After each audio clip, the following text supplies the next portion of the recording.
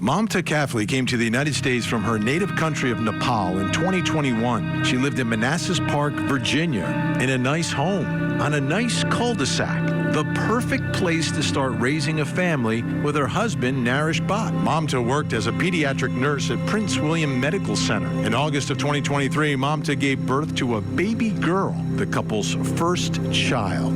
Mamta went back to work, and early in 2024, there were some marital issues for the couple, and Mamta moved out of the house for a short while before returning. Then, on August 1st, when Mamta did not report to work and no one could contact her, co-workers asked for a welfare check to be done. Police went to the house and spoke with her husband. Then 3 days later, he finally reported her missing. Then weeks later, investigators raid their house and arrest Naresh for concealment of a body after finding lots of evidence in that home, including blood. Tonight, we'll bring you all the latest information revealed in court today as the search for Mamta continues. I'm Vinny Politan. Thank you so much for joining us tonight. Not great news, not at all, in the case of missing mom, Mamta Kafle, out of Northern Virginia. When I think of her, the first thing that comes to mind to me is that she was a new mom. And this is a mom who was all in. This little baby girl was her life. This was the focus of her life. Absolutely no doubt, no question for this young mother. So when she missed her daughter's first birthday, it's not just red flags. It's obvious that something happened. She is not going to go off somewhere and miss that little girl's first birthday. There's no way. There's no way possible. That is, to me, it's beyond a reasonable doubt that there's no chance she would miss voluntarily that little girl's first birthday. And I think you talk to most parents, right? The overwhelming majority of parents. That's a big birthday, the first birthday. A lot of times, it's sometimes when they take their first steps at the first birthday, but it's a huge, huge milestone, a huge day. And you've been caring for this child for a year, this little baby, and now the baby's a year old. Not gonna miss that celebration. So that's a huge beyond red flag. The other beyond huge red flag is her husband, who is waiting to report her missing. And he can have all the stories about her moving out, etc. But every time it was different. It was under different circumstances. Other times when she left, when they were having problems or difficulties, he knew where she was, and everyone else in her world knew where she was. And she had the baby. So that's an enormous red flag that you're not quite ready. And he's not even the one who initially calls police, by the way. So that brings us to the raid of the house, which was caught in images from USA 9. And everyone's wondering what happened inside that house. What happened inside that house? And today we learned a lot more because details are starting to come out, because Mamta's husband, Manassas Bhatt, appeared in court today for his arraignment on one felony count of concealing a dead body. That charge came after police executed a search warrant at his home earlier this week and found evidence of blood in the house.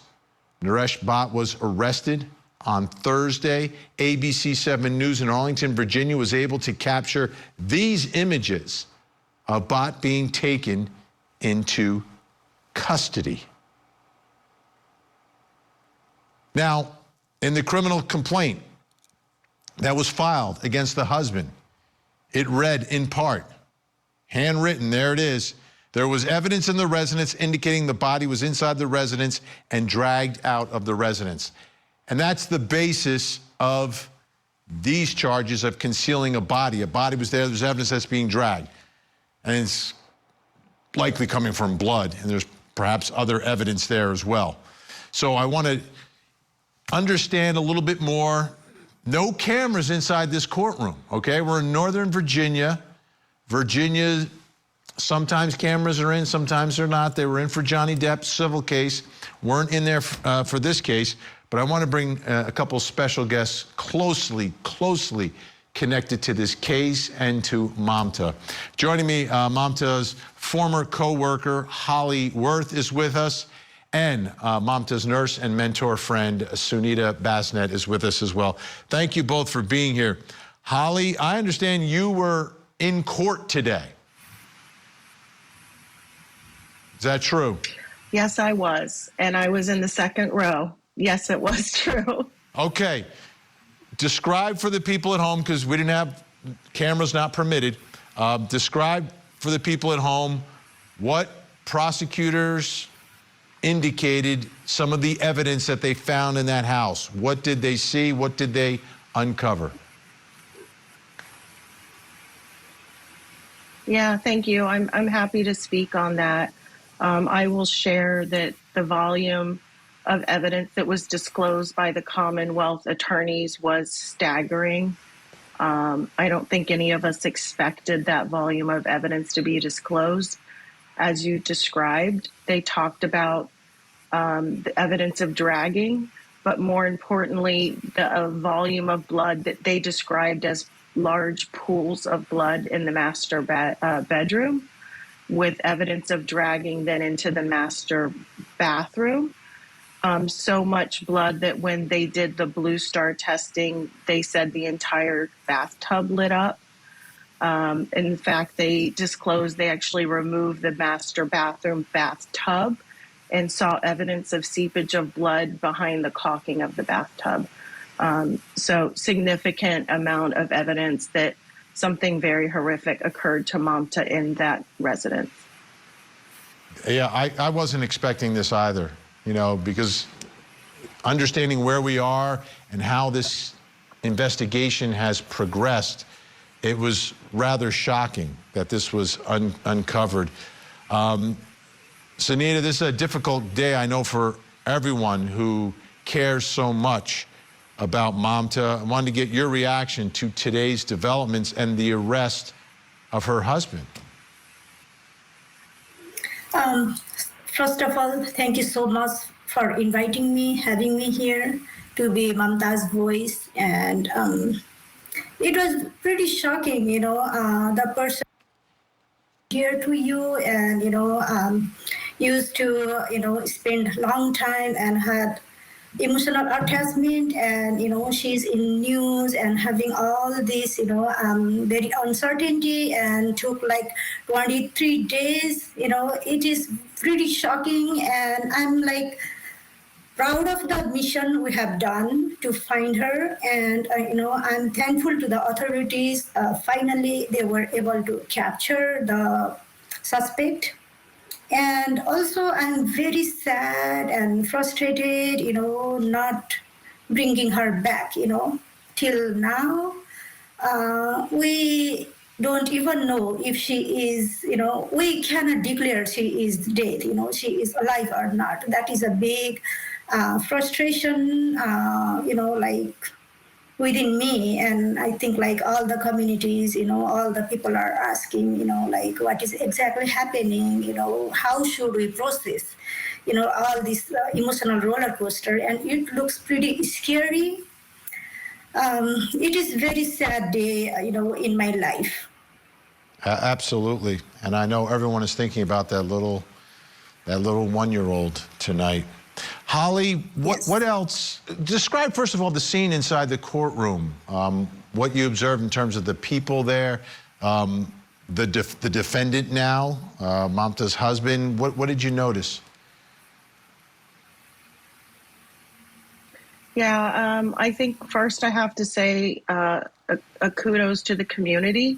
There was a fairly large contingency of community members from the Nepali community and others who don't know Mamta but came to show solidarity. Like I said, I was in the second row sitting directly behind Mr. Bhatt. He was in his jail attire with leg shackles, which I will say was something that actually made me very happy to see. He did have the public defender with him, as well as a translator for the Nepali language. He didn't really say very much, but of note, when his defense attorney requested consideration for bail, that opened the door for the Commonwealth to share a lot of this evidence that had been yet to be released to the public. And as you touched on, very damning evidence about the lengths that Mr. Bhatt has gone to conceal the activities that definitely point to harming Mamta in a very significant way. The courtroom, we were all astonished.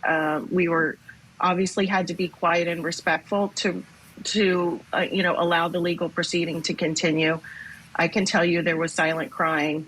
And when we walked out of the courtroom as a group, we really were stunned in silence. Again, the gravity of what we heard today well exceeded anything that we probably had imagined in our mind over these last 20 so days that we've been looking for Mamta. And Holly, did they disclose any other evidence about potential weapons that were used, digital evidence, video evidence, or surveillance evidence in this case? Yeah, and I think as bad as what was discovered in the home, the timeline that the Commonwealth attorneys provided about the actions of Mr. Bhatt, one, it demonstrated that the timeline that we thought was way off. They indicated that the attack occurred on August 30th, which doesn't align with what Mr. Bhatt had disclosed to the Manassas Park Police. They went on the record saying that on June 30th, Mr. Bhatt was seen out in a surrounding county, Loudoun County, which is quite a distance from where we live in Prince William County.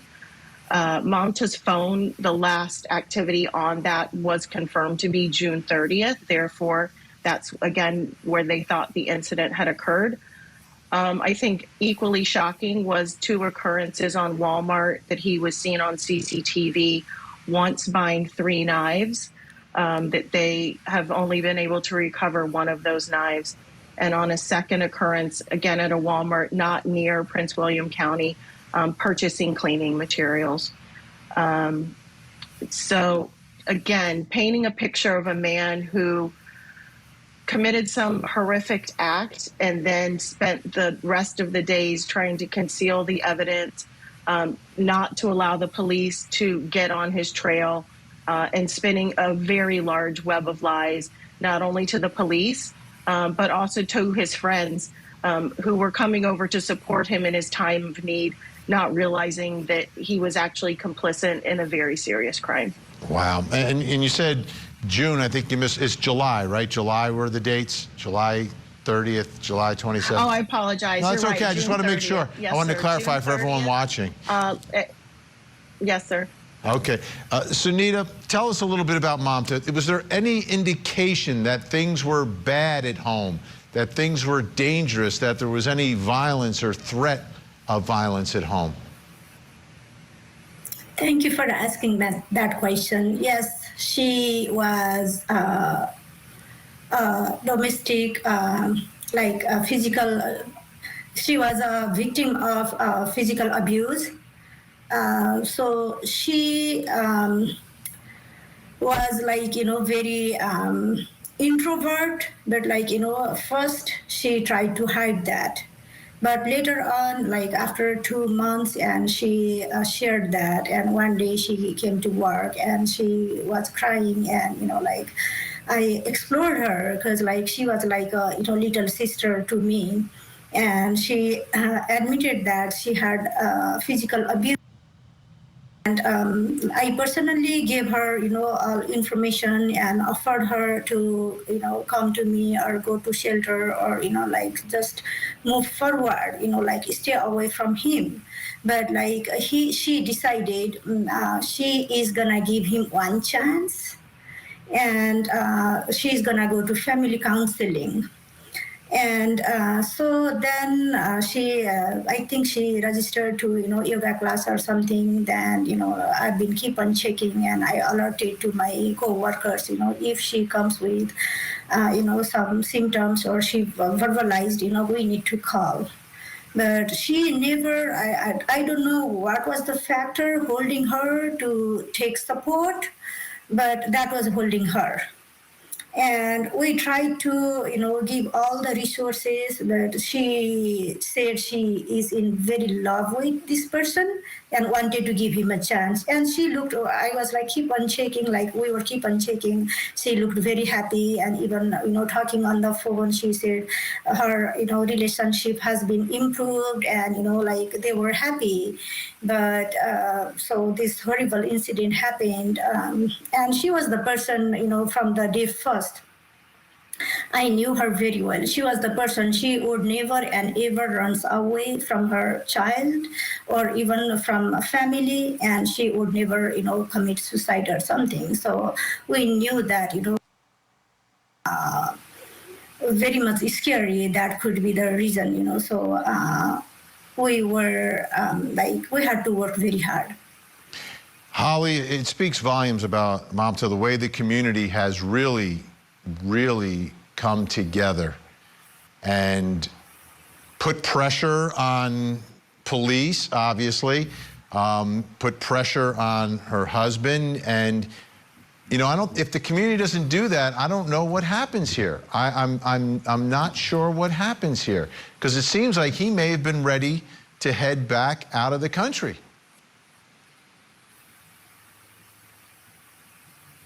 Yeah, you bring up a really excellent point that also was disclosed at the arraignment today. Again, the Commonwealth attorneys did share that there was evidence that Mr. Bhatt was planning to leave. They found suitcases with clothes packed in it. They commented in the master bedroom there were empty hangers that looked like there was packing in progress. Mr. Bhatt and his daughter's passports were in plain view when the search team entered into the home. To your point, this has been a grassroots effort from day one with not just Anita and myself, but a huge community of supporters who have been calling the media, asking the Prince William County Sheriff's Department, the Virginia State Police, the FBI to join with Manassas Park Police to put all available resources. As you're showing on the screen here, these are rallies that we've had with hundreds of people coming out to solicit the community for tips, but also to put pressure on the police department, because any day that went by was a day, one, that the daughter of Mamta was at risk, and that evidence was likely being destroyed. So I do feel that we've used our voice to at least get to the point where we have one charge that has Mr. Bhatt in custody, with the hopes that elevated charges will certainly come in the near future. Yeah, I really think what's happening is they're holding him on this as they continue the investigation and obviously continue the search for Mamta, because she hasn't been found. Sunita, how about Mamta's family from Nepal? Have you had any contact with them? Do we know if they're in the loop on everything that's transpiring here? Because a lot has happened in the last 24 hours. Yes, absolutely. I am, directly in contact with them, to her brother and mother and her cousin who lives in New York, and right now she is in Nepal. And they are heartbroken. Like, they are very, very sad, and they had to struggle to even file a police report, because 30th July was the last time her mother, she used to talk to mother every day. And then, according to her brother and mother, she would not take call. Then they were keep on calling, she would not take call. Then they called Mr. Bhatt, and he did not answer, and they had to struggle. And he did not. He was saying she was at work. Then they had to, escalate that to the cousin, and cousin, reached him out, and he wouldn't answer. After 3 or 4 days, he responded that, and she was missing. And even after saying she was missing, he wouldn't go file the case. And brother had to request him very hardly. Even he mentioned that he had to call him guard. You are the guard of us, and please go file the police case. Then let us know with case number. Then with pressure from her cousin from New York, and case was already filed from work. Then he went and filed because he had very strong pressure from family. But they are very sad at this moment. They are confused what to do, or they are not here, and they don't know whether their daughter was alive or not. I think according to the conference from police, it says dead body, and it declared, and they have not found her body yet. So they are in so much in pain. So they just want to come here and take care of our granddaughter. Absolutely, absolutely. It's so incredibly frustrating and heartbreaking for that family, and then to not be here in the United States to, do everything that they feel needs to be done. Holly, what do we know about Naresh Bhatt? Do we know what kind of work he was doing, where he got his money from, what his situation was? Is there any indication, or his history? It's such an interesting question. I will say again, sitting in the courtroom today, watching him request support of a public defender, basically declaring he didn't have assets to be able to provide himself with attorney, I think was also kind of a gut punch for us. He has a beautiful home, beautiful community, as you shared, nice car, Tesla. He is a government contractor. His last post was at the White House, also Army reservist. So he did have education. He does have training, and he did have an income source, as well as his wife working as a registered nurse, also, getting compensated for her skill set.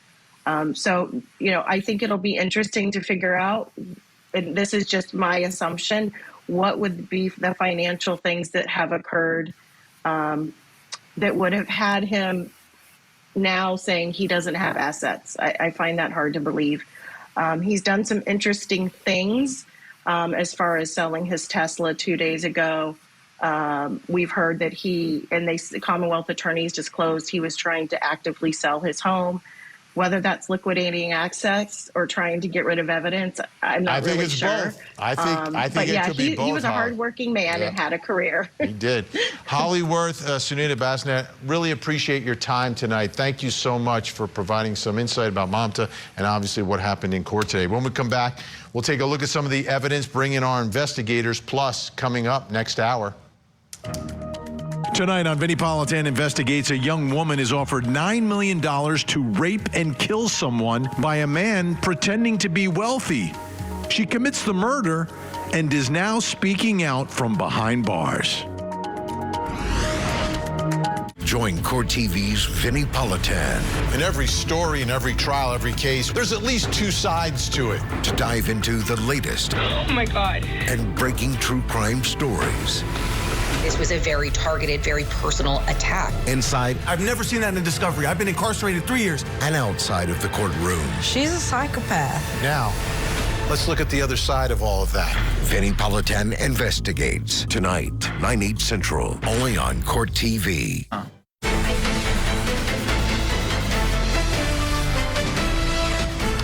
All right, welcome back, folks. We've got a lot to get to. We've got a lot of evidence in this case. We've also got our experts to bring in. So let me bring in our experts who are going to help walk us through all of this. Joining me, former federal prosecutor and Tesla owner, Nima Rahmani is with us. Also joining us, board-certified forensic pathologist, Dr. Priya Banerjee. And also joining us, retired DEA Special Agent Ted Golden. Thank you all for being here. I want to put up on the screen some of the evidence in this case. And a lot of it's troubling. It was very shocking to learn. This is from NBC4 in Washington. Prosecutors said there is evidence of pooling blood in the primary bedroom of the home, then blood and blood splatter in the primary bathroom. They said investigators found indications that a body was dragged. News 4 video shows investigators carrying what appears to be large swaths of rolled up carpet into a Prince William County police van. A lot of blood. Dr. Priya Banerjee, let me ask you, can you ascertain from the amount of blood that you believe you have found inside this home whether or not someone is alive or dead? I don't think you can. I think we can say something very significant happened, obviously. Okay, there's a lot of blood. What we see, like an autopsy, when we think about blood loss, is what's left in the body and at the scene. Obviously, there's the missing component of what carpet could have been taken with her. You know, we don't know how blood-soaked that is. But I think you can assume that there's significant blood loss in whatever injury she sustained. Ted Golden, investigating something like this.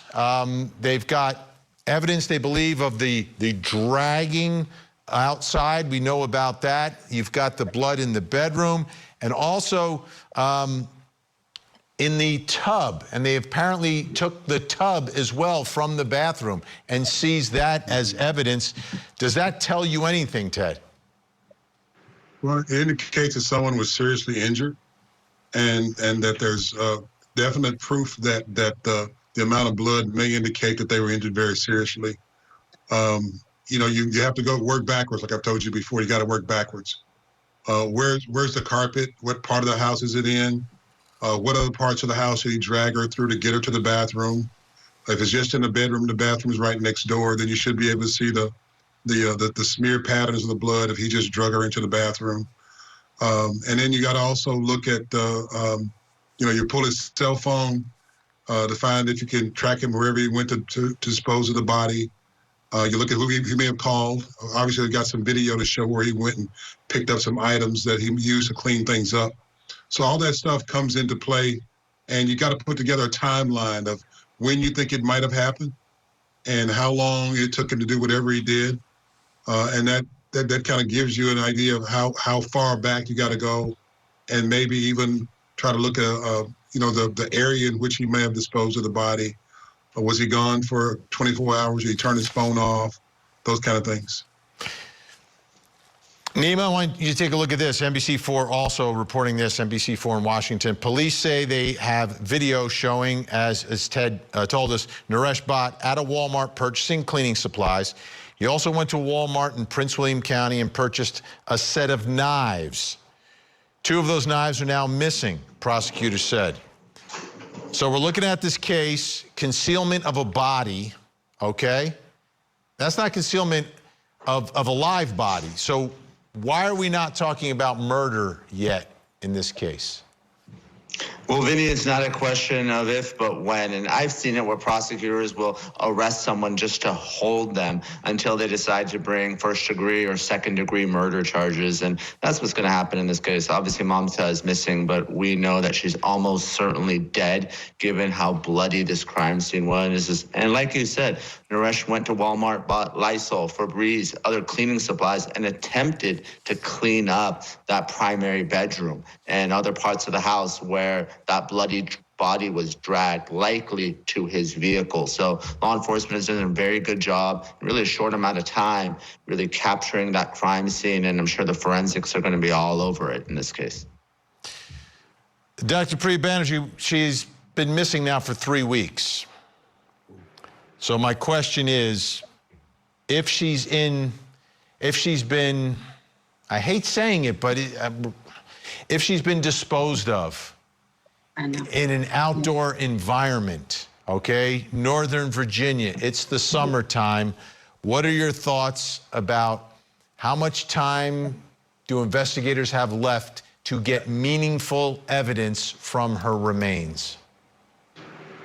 I mean, I think there's so many variables, but we've talked about it before in other cases where outdoor elements play a critical role in decomposition. And really, we have to assume that his transporting her from the house to the car is for disposal somewhere outside, you know, out of the way. This is a very busy area. I actually grew up not too far from here. So it's well developed, lots of well-educated people, very busy. So, you know, I don't know how far, you know, with the Tesla data, whatnot, cell phone data, if they can track how far he drove, because that would be very key in allowing for a potential body recovery. And again, I hate to use those words, but given the mountain of evidence that they've demonstrated, the blood staining with the blue star at the scene, you know, now it's going to be a very careful putting together of data and then searching for her, recovering her, and doing that as thoroughly as possible to then put together the pieces for the legal action. Okay, I want to put this up on the screen, and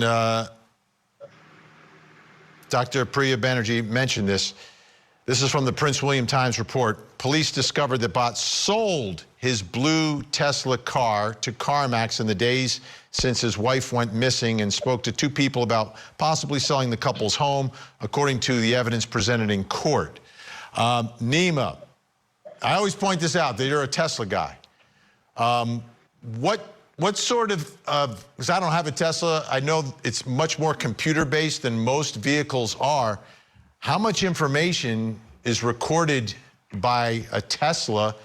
And what are your thoughts about getting that Tesla back legally through some subpoena from, I guess, CarMax at this point? Well, Vinny, no innocent person would ever sell a Tesla, so that's going to be evidence right there. I've had 4 Teslas, and really, it's a technology company more than a car company. I mean, you're talking about cameras, sensors, radar. I mean, you know where that vehicle is at any moment. So what law enforcement is going to do, if they haven't already, is to seize that Tesla as evidence from CarMax, hold it. They're obviously going to have the team go through, look for, you know, blood, hair, other types of DNA evidence to show that Mamta was transported in that vehicle. And likely from Tesla itself, they're going to know exactly where that vehicle was for the past 30 days during the time period where she went missing and where Naresh lied to law enforcement about where she was. Ted, it seems this is crucial, right? Because this is perhaps the vehicle that's used to transport the remains. And as we've heard from what was inside, a lot of blood. I'm sure he cleaned the car before he sold it. I'm sure CarMax probably cleaned it when they got it. But I think they'll still be able to get some evidence from that car. Unless the body was sealed in plastic where there was no leakage, unless he didn't have any of the residue, the blood splatters or anything on his hand or her you know, DNA, her hair samples or things like that he might have had on his person that could have rubbed off in the car itself, they're probably not going to find much.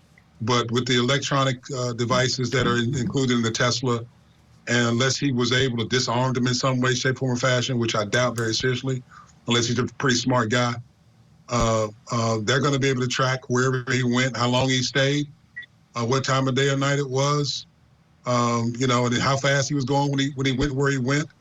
How many times he stopped. Those things are very, very meticulous in how they track your movements. So there's going to be definitely some significant information received from that vehicle. Nima Romani, Dr. Priya Banerjee, thank you so much for helping us out. Your insight is incredibly valuable. Ted Golden's going to stay with us because when we come back, we're going to talk about the police welfare check that was done on August 2nd. On August 2nd, officers responded to Mamta Kafle's residence for a check on her welfare and spoke to her husband, Mr. Bhatt, who at that time provided additional information and did not want to report her missing.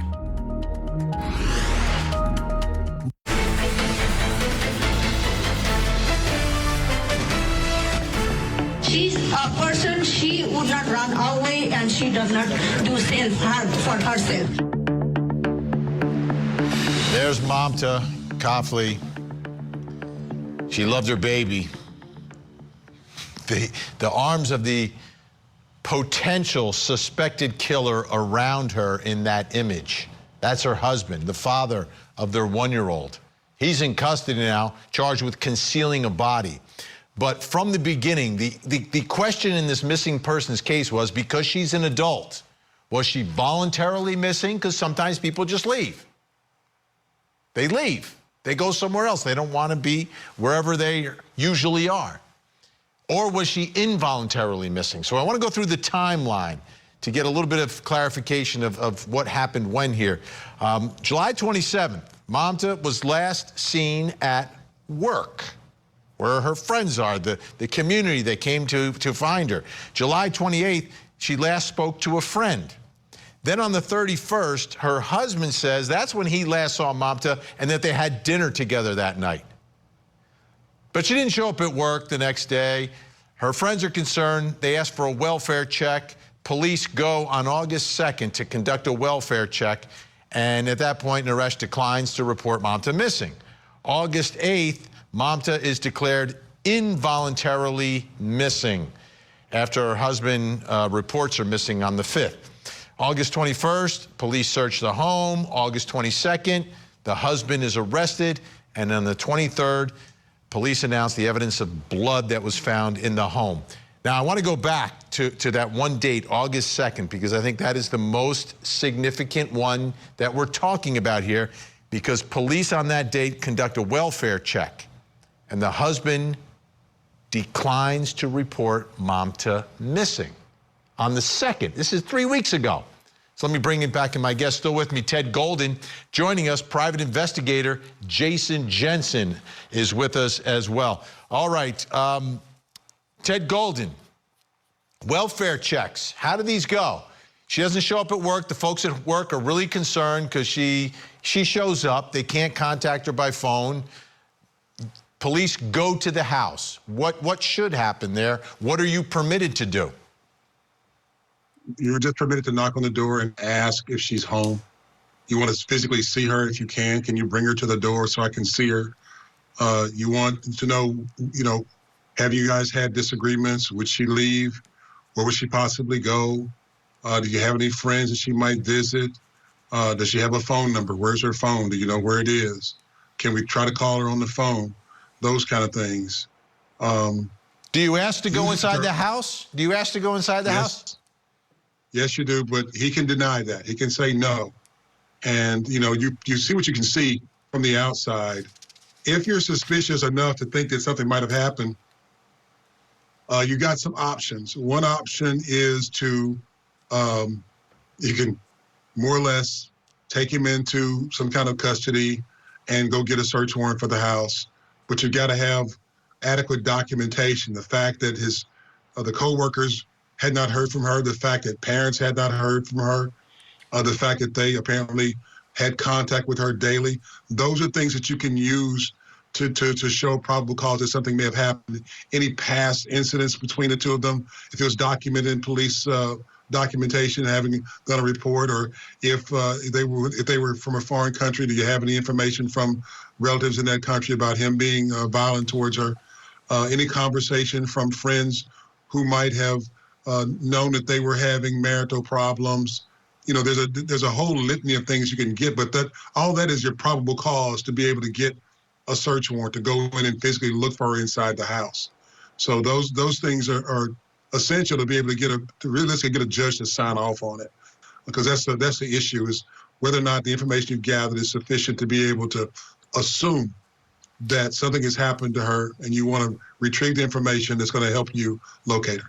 Jason Jensen, Prince William Times reporting that regarding his missing wife's cell phone, the prosecutor said it was still receiving data on July 29th, but not after that date. The last known location of the phone was in Loudoun County. Bhatt told police he was in a Loudoun County cafe near where her phone last pinged. What are your thoughts about trying to now track down the remains, the body? What sort of things are you looking at? How significant is that phone data? The phone data can be proven to be quite useful if the phone was with the remains at the time. Given the fact that it was the 29th, we're wondering at what point was the disposal, because clearly he's saying the last time he was with her, they had dinner on the 31st, but we're hearing things about the last time her phone was active was on the 29th. So it sounds like something, whatever happened either before the 29th, because he was in the vicinity where the phone was, or they were, in good company at that time, and something happened after the 29th. So we would want to find out and compare with the other data from his phone, from the Tesla, and other electronics that they may have to try and narrow down a search area. But definitely, it sounds like her body was removed from the home because of the blood stains and the carpet and the Blue Star test results. It seems very highly suggestive to them. And remember, when a body loses up to 40%, that's when death is inevitable of its blood volume. So that's equivalent to a 0.53 or more. So if they can equate that from the types of stains, cast off, or arterial spurt, then they can determine whether there was, what type of violent crime occurred against, this likely victim, and how much blood loss was likely. So that's when they can determine whether there's a death or not, as if it looks like there's greater blood loss than a half a gallon. Jason Jensen, Ted Golden, we're out of time for tonight, but obviously we will continue to track all the developments and ask for your help once again. Thank you both so much. When we return, I will reveal something else you need to know tonight, plus coming up next hour.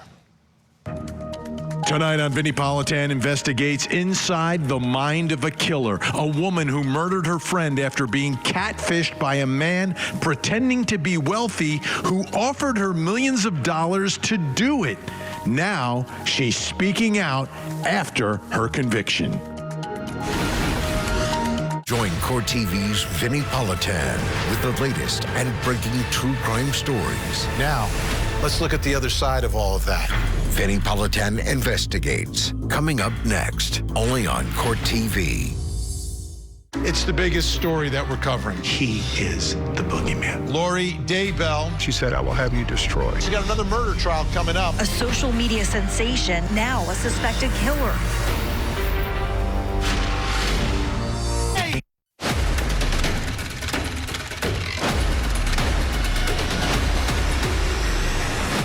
Time to reveal something else you need to know tonight. Let's take a look at the big board, and what do we have?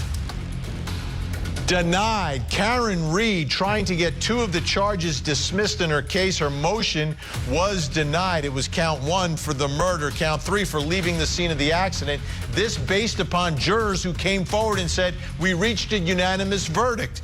Here's what the judge's order says. After careful consideration, this court concludes that because the defendant was not acquitted of any charges and defense counsel consented to the court's declaration of a mistrial, double jeopardy is not implicated by retrial of a defendant. The motion is therefore denied. Don't even want to hear from the jurors. We got a response from her attorney who said, we respectfully but strongly disagree with the cornerstone of today's rulings and intend a vigorous appeal to assert and uphold Ms. Reed's right based on the double jeopardy clause. We will stay on top of all developments. Please take a look at your television screens because we have a missing child who needs your help. This is Trinity Jones, missing since August 13th, just 16 years old, out of Durham, North Carolina. If you see her, pick up the phone, make the call, 911, 1-800-THE-LOST, or the Durham Police Department in North Carolina. Let's get Trinity to a safe place tonight.